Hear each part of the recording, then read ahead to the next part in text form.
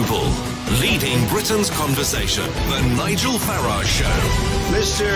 Nigel Farage.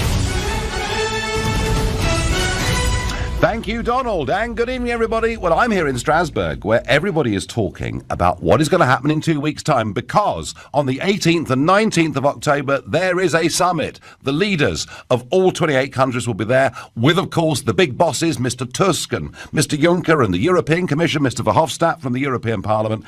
And this is, it's been described as the moment of truth for the Brexit negotiations. If we satisfy them in Brussels, there will then be a further meeting in November where a deal will be agreed. So time is running short, and I'll tell you a little bit about the way attitudes here are shaping up towards that summit. But everything that happened today at the Tory party conference in Birmingham was in many ways aimed at this summit in 2 weeks' time. And of course, Boris Johnson, who, if you remember, resigned after the Chequers deal, has been on the backbenches since the end of July, has been writing endless articles in the Daily Telegraph, criticising particularly the Chequers plan, the Chuck Chequers campaign, and it was his big speech today. Now, he wasn't speaking in the conference hall, and I made the point last night that, you know, when the Attorney General spoke yesterday, only about 5% of the seats in the conference hall were filled. The same happened today for the Home Secretary, Sajid Javid. Maybe he had 10% of the seats filled. But what's really happening at the Tory party conference is the passion is not actually inside the conference centre, and we're told that actually many of the cabinet ministers are supremely jealous of two people who are packing fringe events to the rafters. One of them, of course, is Jacob Rees-Mogg. The other is Boris Johnson. So Boris spoke today in an arena that took about 1,200 people, and I'm told not only was it full, but there were hundreds outside who literally couldn't get in. Boris's big moment this week, and what we saw today was Boris positioning himself on more than Chequers. Here was Boris on housing. And in one way in which opportunity has diminished, and that is in the scope of the younger generation with their own resources to buy somewhere they can live that they can call their own. And it's a disgraceful fact that we now have lower rates of owner occupation for the under 40s than in France or Germany. And that reflects the failure of governments for the last 30 years to build enough housing, but it is also a massive opportunity for us Tories. So here was Boris talking about broader Conservative themes and what the Conservative Party should be doing and who it should be appealing to. He talked also about crime, knife crime, and in particular, the role of the Mayor of London. If you look at the record, for instance, of the previous Mayor of London, something that my friend Philip Hammond might care to consult, you will see that not only did crime come down by 20%, and the murder rate down by 50%, death by fire down 50%, road care size down by 50%, tube delays down by 30%, beautiful new bus, beautiful bikes, millions of trees planted, 2 new river crossings, Crossrail started, tube extended to Battersea, record investment, new museums in East London. You will see now how under #useless the number of new builds is slumping because Labour gets tangled in its cynical political objective. And it is the Conservative approach that gets things done. Well, actually, what he's really saying is it's the Boris approach that gets things done. That was him presenting his CV, saying, look, hey, I've run London. I am good at being a leader. I mean, he was almost Trump-like in his modesty, wasn't he, in terms of his own achievements. But then it was back to the main theme, having explained to people his broader Conservative vision, having told people what a great guy he is and what a fantastic track record he has. He was then back on to the theme that's been there for the last few months, Chuck Chequers. And now, therefore, is the time truly to take back control and follow that vision, make the elegant, dignified and grateful exit the country voted for.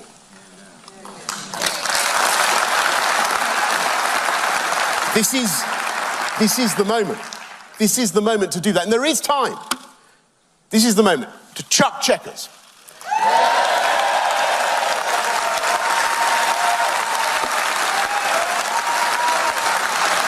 Chuck Chequers.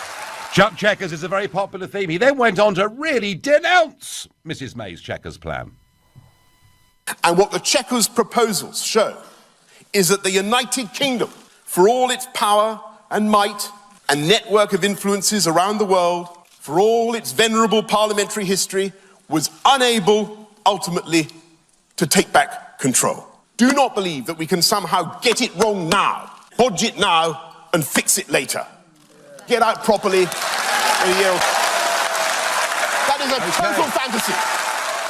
A total fantasy. So you've got Boris. He's explaining he's got a true vision for conservatism. He's explaining he's the right guy. He's saying we must chuck checkers. He's saying we must hold faith with the electorate. So tell me, is Boris Johnson fit to be our Prime Minister? I have to say, in terms of the content of what he said today, I, of course, agree with much of it. My worry with Boris, is his timing. Because are they really going to sack Theresa May now, go through a leadership election, right in the middle of the key Brexit negotiations? My worries about Johnson as leader are that he's indecisive, he doesn't time things properly. If he really wanted to be the Prime Minister, he should have gone for it in his resignation speech that, took place back in July. That's my feeling on it. Others will say maybe it's his ego. So tell me, is Boris fit to be PM? And I'm particularly appealing, if you were there today at the Tory party conference, please call me. If you're on your way home from work, please pull the car over, because a lot of you last night were ringing in from the car. We were getting mixed reception. Is he fit to be the next Tory leader? If you think, yep, Boris has what it takes, call 0345 6060 973. Maybe you think actually his ambition and ego outweigh his ability, in which case, please text to 84850. And were there parts of that speech today that perhaps didn't quite ring true to you? There certainly was one for me. If that's how you feel, please tweet using the hashtag Farage and LBC at LBC. And of course, Facebookers, you can watch us and comment there too. Let's get straight into it. Charlie in Maidenhead is a new caller to this show. Charlie, welcome. Hi, Nigel. Hi there. So, is he fit to be PM, Charlie? I don't think so. I used to think he might be. But looking, I've been looking around today, and I was looking particularly at his last run after David Cameron resigned. And I took the media opinion at the time that Gove appeared to be a bit of a backstabber, which I think is what a lot of people did. But when you actually read into it, Gove didn't back Boris because he was completely incompetent. And as you read more and more about Boris, you see that more and more people that have to work closely with him just think that he's a complete buffoon. And there's got to be something in that. I mean, with Andrew Leadsom, wasn't it? Maybe unreliable, Charlie. Charlie, maybe unreliable would be. I mean, I've spoken to a lot of people. I've spoken to people who worked with him as a journalist. Colleagues in Brussels, people on the Telegraph when he was there. I've spoken to people who sat with him in Parliament. I think unreliable really is the word. Yeah, the one was the letter that could have stopped Andrea Leadsom running. He left in his office, and he never rung her, I think. No, Charlie. She wanted to know by 6 p.m. on that Saturday evening whether Boris was going to run as leader, and if he did, whether he wanted her as a running mate to stand as Shadow Chancellor. And she wanted to know by 6 p.m. because otherwise she was going to throw her own hat in the ring, which indeed she did, published in the Sunday newspapers the next morning, and 6 p.m. was the last moment for it. Do you know where Boris was, Charlie? I think was he playing cricket or something? Yeah, playing cricket, having a drink, playing cricket, having a great time, and he forgot to call her. I mean, it's unbelievable, isn't it? Yeah, and when Gove was looking to meet with Boris or something about to discuss some of the issues they might have following the election, the referendum campaign, I think Boris was having a boozy barbecue instead of tackling serious issues, and that meant that it wasn't that Gove was backstabbing Boris, it was that after trying to work with him, he found him to be completely incompetent. And if you listen to Cameron, Major, Gove, Hammond, it's the same story with everyone you listen to. And is that the person you want being Prime Minister? Charlie, you've raised a great point. Thank you. Now, Theresa May, of course, did have to respond to all of this. Here was Theresa May having heard, or at least had reported to her, Boris Johnson's speech. Look, Boris always puts on a good show, but what matters to people is what we're delivering for them on the things that affect their day-to-day lives. What the Chequers plan is a plan that delivers on the vote of the British people. It means we take back control of our money, our borders and our laws. We will end free movement once and for all. We've set out our new immigration policy today. We will no longer be sending those vast annual sums to the EU, and we won't have the European Court's jurisdiction here in the United Kingdom. There you go. He puts on a good performance, says Mrs May. Well, no one doubts that Boris puts on a good performance. He also puts on a very entertaining performance. He is a very personable human being. The question I'm asking is he fit to be PM? And Charlie, our first caller, thinks he's too unreliable. He misses deadlines, and reliability is presumably pretty important in a leader. Mark is calling from Liverpool. Good evening, Mark.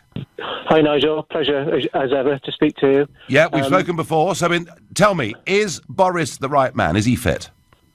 Well, so I listened to Theresa May this morning. I think, like me, a lot of people in the country are following politics at the moment. I think it's just, shall we say, riveting. Maybe some people would use other words.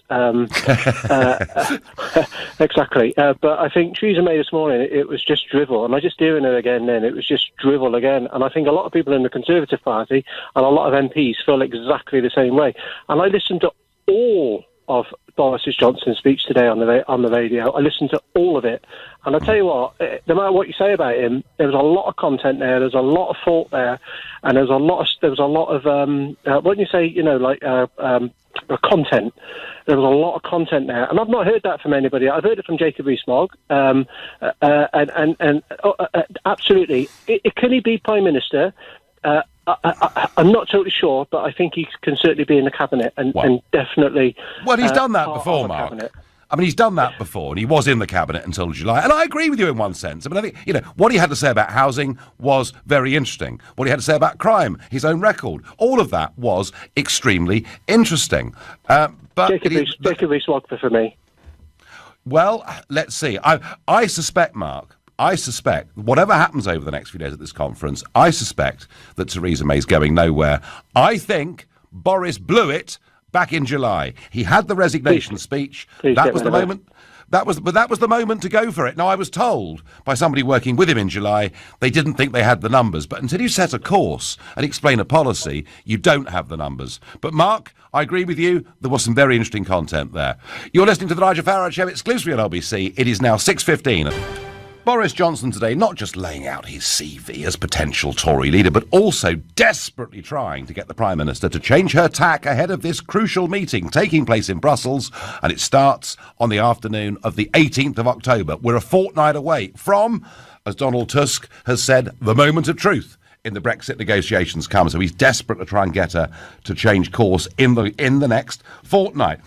Her big challenge comes tomorrow. Remember last year, the catastrophe. Somebody came out of the audience, a comedian with a P45. She then lost her voice, started coughing. Philip Hammond gave her a cough sweet, didn't do the business. And then, towards the end of her speech, do you remember the lettering started falling down off the wall? It was terrible. Now, we're being briefed that she's not going to do a whole series of interviews tonight.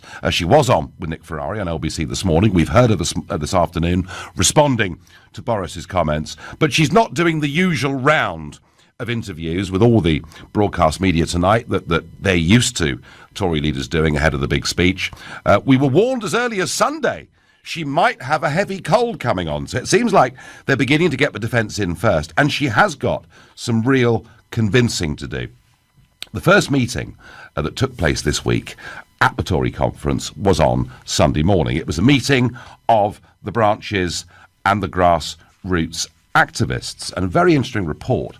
John Strafford, who is the head of the grassroots movement, the Conservative Campaign for Democracy, and he was there among 500 Conservatives in the meeting in the convention centre. No press were allowed in, and he's confirmed that Mrs May got a very negative reaction when she mentioned Chequers. I quote, "It was a wave of grumbling, really," he said. "The party leader normally gets a standing ovation at the end of the meeting, but after question and answer, Mrs May just walked off, and that was it. This is my 55th party conference, and I've never seen that happen before." So she really has got some very, very major convincing to do tomorrow with that hall. For once, the conference hall will actually be full, as opposed to the fringe that we've seen all the way through. But today it's Boris's big turn, laying out his positions, his Conservative credentials, his record as Mayor of London, his belief in chucking checkers and honouring the deal with the British public. Is he fit to be Prime Minister? Ali is a brand new caller from Maidenhead. Good evening, Ali. Good evening, Nigel. Hi, how are you? I'm well, welcome. So is he fit to be PM, Ali?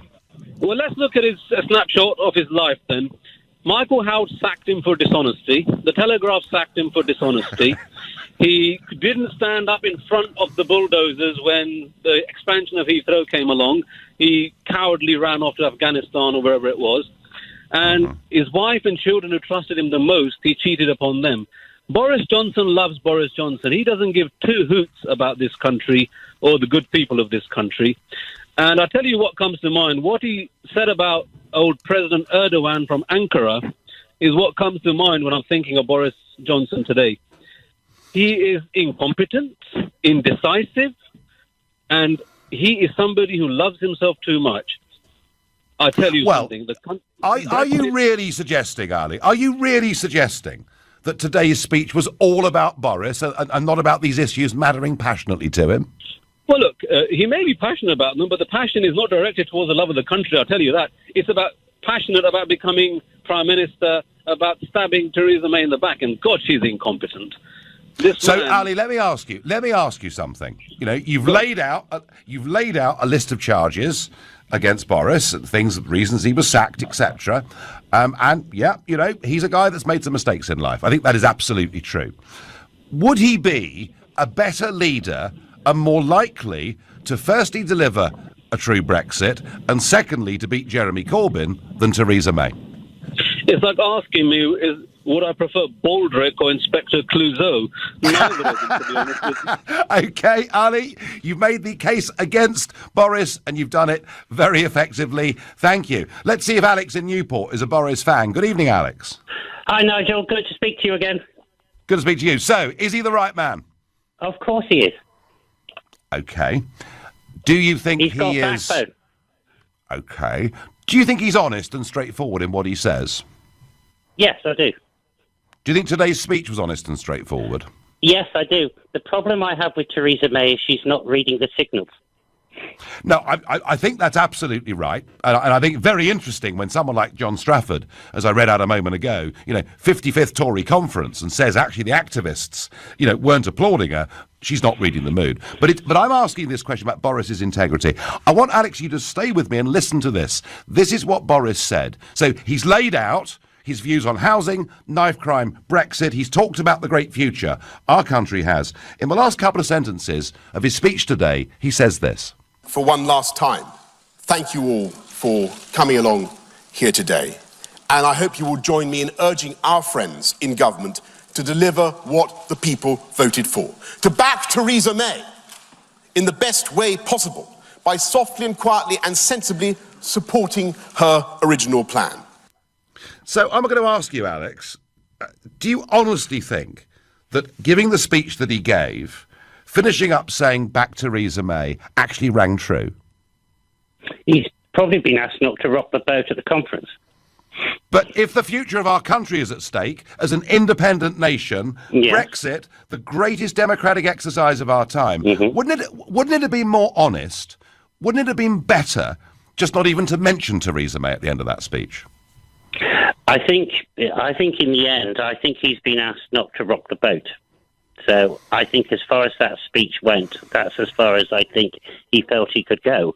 I mean, I watched the speech on Sky News earlier on, and I thought it was fantastic. Yeah. The thing that worries me about Theresa May, as I said before, is she's not reading the signals. Now, I get that. When I start hearing signals coming out of the European Parliament to say we will never undermine our principles to save the Tories, and Britain cannot be a global power without being in the EU, what they are actually saying is they don't want to let go of the grip. Now, as I said before, Theresa May is too frightened to leave the European Union. And to be totally honest, she's banging her head up against a brick wall. So we need to rock the boat, Alex. We need to rock the boat. Why did Boris not rock the boat? We need to sink the boat. So why was Boris Johnson, why did he say something at the end of his speech that he patently didn't believe? And I doubt anyone listening to this show right now believes Boris was sincere when he's saying back Theresa May. Of course, we all know in the end that Theresa May hasn't got the backbone. And I think Boris Johnson wants to take the job, but I think he's been told just to tone it down. Well, because Alex, I think the Conservative Party... I would respect him more, Alex. I'd respect him more if he'd stood up in July and said that. If he'd stood up and said, you know, I've worked with Theresa May in government, I admire her as a woman, she's not the right person to lead us through Brexit, I am. I would have thought that was a more honest, straightforward pitch to the party and the public. I agree. I don't think she's reading the signals, and that's making her a very weak leader, because in the end, the European Union will stab her in the back. Well, it's going to happen in 2 weeks' time. If there is a great betrayal, it'll happen in 2 weeks' time. Alex, I thank you. Peter says, Boris all the way with Jacob behind them. Get them in now and delay leaving for a year. Delay leaving for a year? That would be the ultimate betrayal. And isn't that the problem with Boris? If he'd gone for this in July, they could have had the leadership election during August when Monsieur Barnier was on a beach in Saint-Tropez. As it is, it would take out a huge amount of our time. Let's go to Michael in Poole, who was a new caller to this show. Michael, good evening. Very good evening to you, Nigel. So, is he up to it? Is he fit? Well, I think the ideal man would be me, but given that that's unlikely to happen, next best in line is definitely Boris. But not Boris as the perhaps imperfect individual as he is. Boris as the team leader who can coalesce around him the, for want of a better word, momentum that is gathered on the centre-right, which is a force which can take on the Europeans and represent this country, and a force which can take on the Marxists. Now, he's shown that he can lead a team. Do you see Boris, do you see him as a team player? Well, it's been mentioned many times, his past record, but his past record in London, he not only won once, but he won twice, and he ran a fantastic down there, which... Now we've seen he's not there, and we've got Sadiq Khan in place. There is a comparison to be made. Michael, I don't doubt for one moment that he's got a much broader electoral appeal than Theresa May's got. I don't doubt that for one moment. What we're debating is whether he's fit to be the Prime Minister. And I just ask you this very quickly. You heard the clip I played a moment ago with Boris saying, back Theresa May. That part of the speech didn't ring true, Michael, did it? Well, it's funny. Boris is coming for a hell of a lot of criticism for being impolitic most of the time. And what he did there, I think, was say what had to be said for the ears of the Europeans, which is that for the moment, we will support her if she chucks checkers and goes back to what she said before. And I think that's very short. No, and that is rational. But it's almost unbelievable, given that May is completely stuck with checkers. And we're headed for a very tough night on the 18th of October in Brussels. Michael, I thank you. Michael can see the electoral appeal in Boris, as indeed many do. You're listening to the Nigel Farage Show exclusively on LBC. It is now 6:30. Globals make some noise for those who don't get heard. This is LBC. You've got the chance to bid for a private lunch with me. You and two others can bid for a lunch. We'll have it in Franco's restaurant in the centre of London. It's an excellent restaurant. We'll do it on a Friday afternoon, so I'm not broadcasting in the evening. I'll tell you what Juncker's really like, what it's like to meet Mrs. Merkel. Perhaps we'll even chat about Donald Trump, who knows? And we'll be doing it for LBC's charity, Globals Make Some Noise. It's a charity that helps small projects around the country, especially helping children and families coping with illness, disability, or a lack of opportunity. Last year, we made a lot of money for the charity doing this. The bidding is up to £7,600 already. Bidding closes at 6:45 this Thursday, the 4th of October. To get involved, go to lbc.co.uk. You've got to be 18, and all the terms and conditions are there. lbc.co.uk for Globals Make Some Noise charity. Globals Make Some Noise for those who don't get heard on LBC. Now, whilst the Tory party are furiously divided over Brexit and Boris makes his big pitch and we wait for Mrs May tomorrow, though we do expect her, I think, to stick to the Chequers plan, despite the fact she was pretty much cold-shouldered by her own grassroots activists on Sunday over this. Here, they've been getting ready and setting out the battle lines for the negotiations that will take place, the moment of truth, as Donald Tusk has called it. This morning, in the European Parliament, here was European Commission President Jean-Claude Juncker. These issues would include the reform of the Dublin system, the protection of the external borders, and I must say I was rather surprised by this, because a lot of those who were calling for better protection of the external borders seemed to be rather hesitant in supporting the holistic solution that the Commission has put forward. Then on security union, there's a broad agreement among the member states around the proposals put forward by the Commission. I hope that by the end of the year we will get an agreement on the reform of the Dublin system. We cannot wait any longer for this reform. We are still awaiting the final contours of the protection of the external border. Well, borders, borders, borders. And he finished up by saying, we will back Ireland in the negotiations, meaning the Irish border is the issue. That's the issue they simply refuse to budge on. And that's where Theresa May has got a real problem. I think they've actually got a much deeper reason for using the Irish border. I said it this morning. The previously undiscussed issue of the Irish border, never a problem at any point during the referendum, has very effectively been weaponised by Barnier. But of course, this has got nothing to do with the Good Friday Agreement, nothing to do with the peace process whatsoever. No, Barnier is much cleverer than that. This is all to do with making sure that the United Kingdom stays with the European regulatory framework. The one thing Barnier has been scared of from the start is us leaving and us becoming competitive. Sadly, the British Prime Minister has fallen hook, line and sinker for this, and we find ourselves now going into this next summit in a very weak position.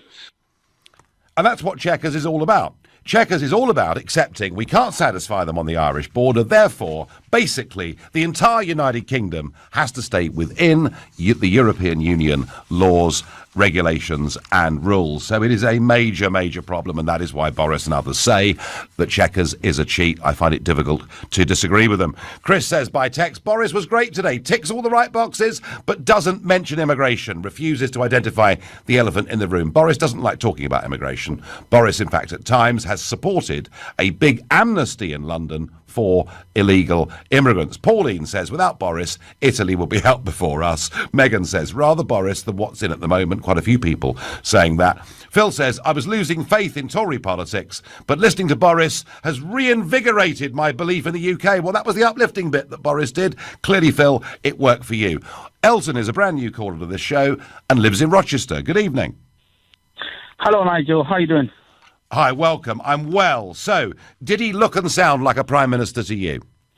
To be honest, he did present himself very well this afternoon. I did watch it on TV. I did listen on LBC. But all I can say is, I don't know whether you follow South African politics. There is a guy called Julius Malema. Yep. He will speak the truth. He will be very powerful. He will say what people want to say, but not the right candidate for leadership. Because you have to be a statesman to be a leader of a political party and to govern in a state.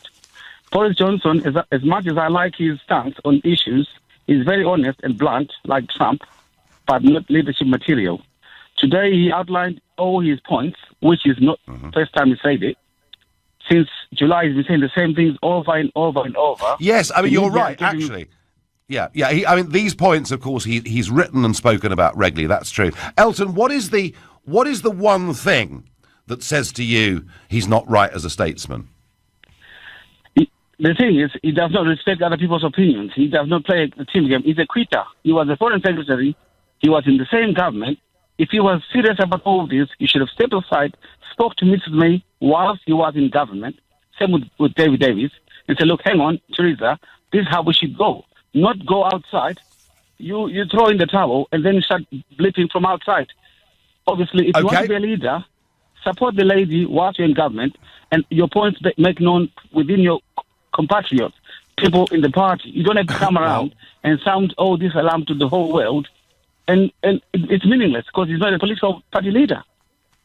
Elton, I take your point. I think in the case of David Davis, he had no choice because his white paper was ignored in favour of one produced by a civil servant called Ollie Robbins. Elton, thank you. Elton thinks Boris is a quitter and has some good stuff to say, but he's not actually going to be there as leader. Alan says, and I was hoping somebody would say this, a good job as mayor, question mark, 40 million quid for a bridge that will never be built. Are you real? Alan, that point was in the back of my mind. He did waste a lot of money on that garden bridge. But hey, I wasn't saying he was right, but he was telling the world what a great mayor of London he was. Crime down, etc. Peter in Hazelmere is a new caller to this show. Peter, is he fit to be PM? Does he have those human qualities that we need right now? Yes, because he has some vision. Okay. Are you saying Theresa May doesn't have vision? Well, if she does, Nigel, can you explain it to me? Because I have no idea what her vision is. No, I'm a Conservative Party member and I've been a Conservative activist for 50-odd years. I have no idea what her vision is. Right. Have you, I mean, Peter, 50 years, there must have been times in the past when you felt disenchanted. Yes, when Margaret Thatcher was being stabbed in the back, definitely. Right. Because she was a great leader, but she lost a bit of direction, but I didn't like the way she went. And we haven't had anybody like her since. And how does this current crisis with May, how does it rate over previous crises, whether it's Major at Maastricht or Margaret going or Ted Heath and the 3-day week? How does it rate, in your view? Far more serious.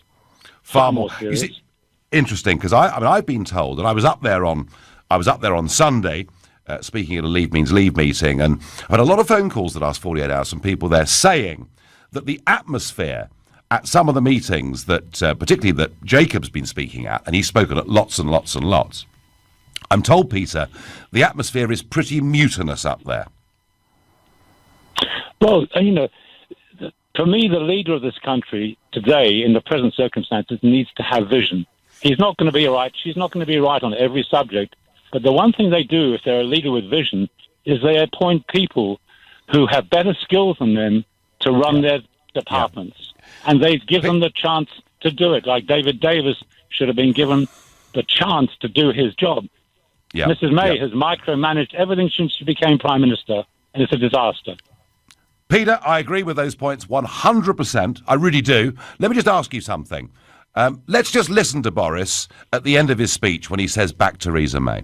For one last time, thank you all for coming along here today.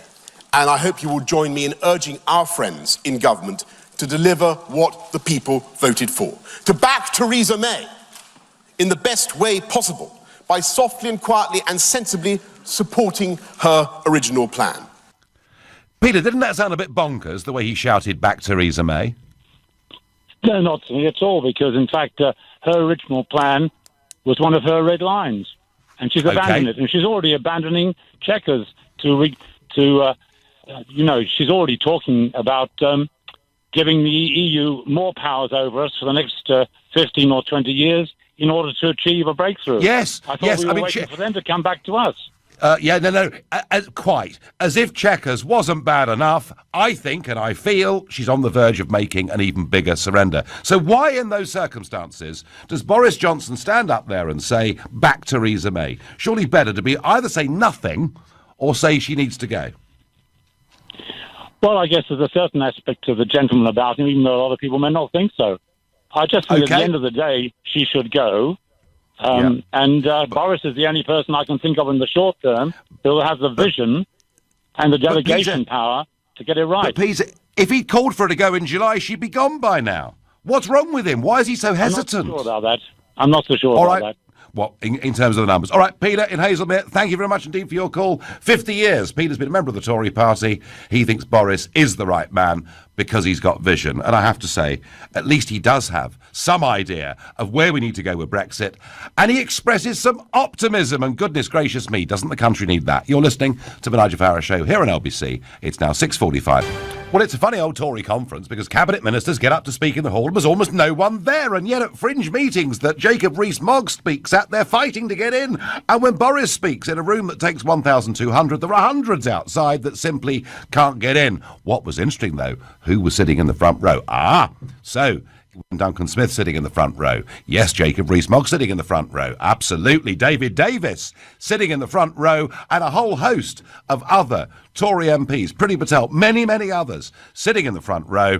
As one of the Sky News commentators, Beth Rigby, said, there were enough people on the front row to sink Chequers. So there is clearly some quite considerable personal support now coming for Boris within the party, because they actually think he's the only person at the moment that could beat Theresa May. Trouble is, folks, they've left it too late. And that's my problem with Boris as leader. I think he's just too indecisive. I think he's got some great qualities. He's got some huge human failings. But hey, let he who is without sin cast the first stone. But I do think indecision is why we're in a bit of this mess. That's my view. Susan is a brand new caller from Guildford. Welcome, Susan. Thank you very much, Nigel. So, is he the man for the job? Yes, he is. Absolutely, definitely. He may seem indecisive, but quite frankly, I think he'll be doing a lot better job than Theresa May is at the moment for Brexiteers. Before the referendum, Boris over the years had been Eurosceptic one week and quite supportive the next week, and I'd never seen Boris particularly as a politician of conviction, more a politician with power of personality. But it took him a long time to make his mind up, Susan. The argument is he wrote 2 articles, one in favour of Remain, one in favour of Leave, and the one in favour of Leave got published. Do you believe, Susan, he is now committed, genuinely committed, to the Leave cause? Yes, I do. Absolutely, 100%. And I think possibly he didn't come out in July because he was hoping that Theresa May will change her mind. But quite frankly, I have to say, I don't know what kind of Prime Minister he would make. All I know is right now, he is what we need, because I think he is the only chance that the Tory party has of getting in again. Like your previous caller, I've been voting Tory for nearly 50 years. Yeah. But Brexit is if the Chequers plan goes through, it is such a stitch-up.